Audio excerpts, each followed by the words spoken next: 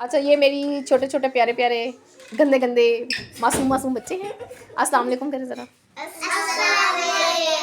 अभी कौन सा हमारा इस्लामिक मंथ चल रहा है? एक्टिव होके आंसर किया करें। कौन सा मंथ है इस्लामिक? और सोलर मंथ कौन सा है हमारा? जनवरी मार्च। देखो ये होता है एक्टिव हो। सुने ध्यान से कि मैं क्या बात बता रही हूँ। अच्छा, हमारा इस्लामिक मंथ जो है वो कौन सा है? रमज़ान। और हमारा सोलर मंथ कौन सा है? March. And what come after March? April. March के बाद कौन सा होता है मंथ? अप्रैल का होता है। अच्छा, अब मार्च के डेज कितने होते हैं, किसी को पता है? इज़ दैट 30 और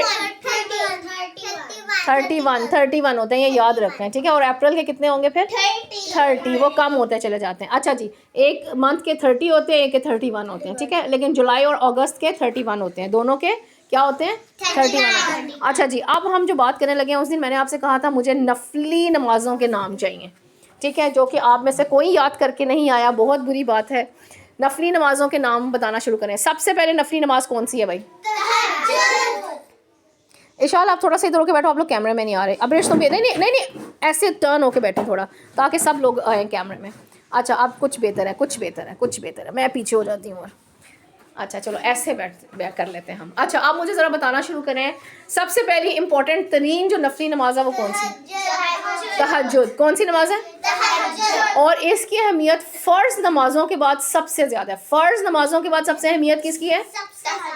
तहज्जुद है। और क्यों है, कौन बताएगा? एक मिनट, आयमा बताओ ज़रा मुझे, नफली नमाज में तहज्जुद की अहमियत सबसे ज़्यादा क्यों है?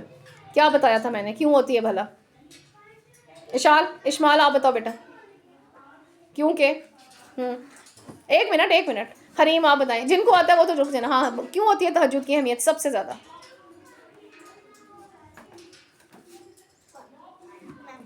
बताएं, एक मिनट मैं बताती हूँ। अबरिश पता है आपको? बताओ। क्योंकि हम जब बिस्तर से उठते हैं ना, हमको छान लगती है, हमें नींद आती है, हम सोचते हैं हम ना पढ़े, हम जब पढ़ते हैं अल्लाह मियां खुश होते हैं, हमारी सारी दुआएं सुनते हैं और मानते हैं। Very good, clap for her, very nice, very good. Main बात ये है कि देखो, जब आप लोगों को सर्दी लग रही होती है तो बेड से उठने का दिल नहीं ना करता? नहीं दिल करता।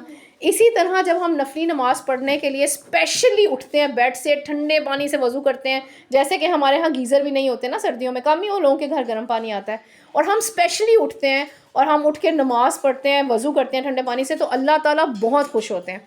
और इसके अलावा भी ये जो है इसकी बहुत अहमियत है, ठीक है। इसके कितने नफल पढ़ने चाहिए यूजुअली? 2 से स्टार्ट करते हैं, 2 नफल से पढ़ें। नहीं, वो तो फजर की नमाज होती है ना यार, 2 नफल होते हैं, ठीक है। जितनी भी नफली नमाजें होती हैं उसमें हम क्या पढ़ते हैं? नफल ही पढ़ते हैं। दो नहीं, नफल पढ़ते हैं, ठीक है। फ़र्ज़ नमाजों में फ़र्ज़ होती हैं, सुनते होती हैं, लेकिन नफली नमाजों में सिर्फ हम क्या पढ़ते हैं? नफल पढ़ते हैं, ठीक है। अच्छा, तहज्जुद के बाद कौन सी होती है? इशराक होती है। वो हम कब पढ़ते हैं? वो हम पढ़ते हैं फजर की नमाज के बाद। तहज्जुद कब पढ़ते हैं? फजर की नमाज से पहले। माशाल्लाह, तहज्जुद हाँ पहले पढ़ते हैं।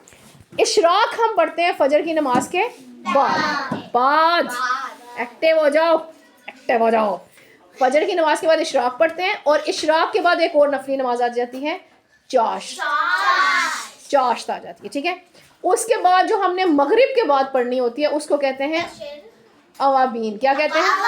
अवाबीन होती है। कौन सी नमाज होती है? टोटल हमने कितनी नफली नमाजों के नाम लिए हैं?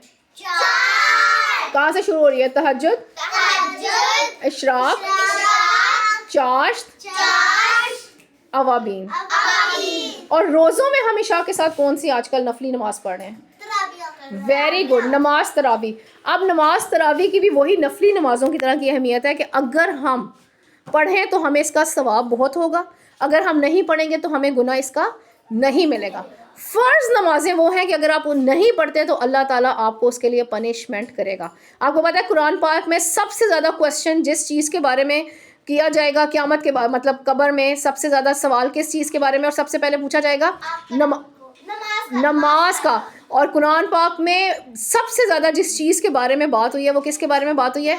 नमाज के बारे में, अल्लाह ताला को एक मानने के बारे में, और उसके बाद किसकी बात है? अपने वालदैन के साथ हुस्न सलूक करने के बारे में। किसके साथ?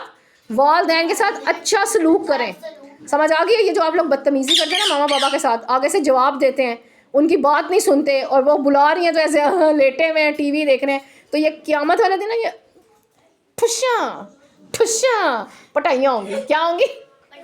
हाँ, पटाइयाँ होती हैं। अल्लाह ना करे, अल्लाह ना करे हम जहन्नुम में जाएं, अल्लाह ताला ना करे। आप लोग अच्छे इंसान बनेंगे तो अल्लाह ताला जो है ना वो खुशी खुशी आपको ठप कहाँ भेजेंगे भला? जन्नत में भेज देंगे। ठीक है, समझ आ गई बात की?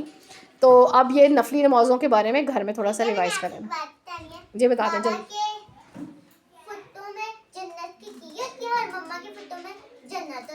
फुटो मेरे को फुट पाँव में बेटा, माशाल्लाह, very good, clap for her, clap for her, very nice, बहुत अच्छी बात की है। बाप जन्नत का दरवाज़ा होता है जिसकी चाबी बाबा के पास होती है कि आप उनकी खिदमत करेंगे तो आपको इंशाल्लाह जन्नत का दरवाज़ा खुला मिलेगा। और जो जन्नत है वो माँ के कदमों तले होती है, वो आप उनकी खिदमत करें, उनकी फर्मा बरदारी करें। सबसे पहला तो स्टेप है कि उनकी बात सुने, उनकी बात माने। ठीक हो गया? बाय क्या कहते हैं? फिर बोले क्या कहना है? ये मेरे अच्छे अच्छे गंदे गंदे बच्चे हैं। अल्लाह हाफिज़।